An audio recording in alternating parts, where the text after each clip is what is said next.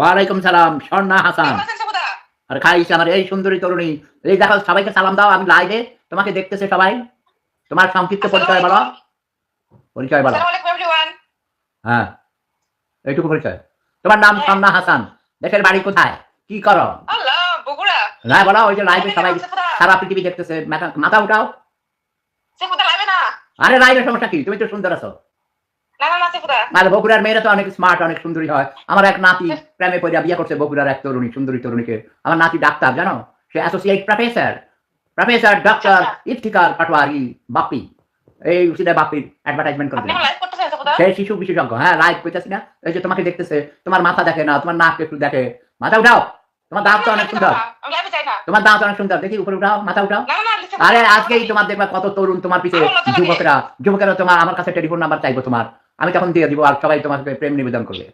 না সাবুদা লাইভে যাব না। আরে তুমি যা। বগুড়ার মেয়েরা স্মার্ট হয় আর এই মেয়ে কি সব। আরে কি আসল কিন্তু দেখা যাচ্ছে চেহারা দেখতে আছে, তাই না? ওর দাঁত সুন্দর আছে।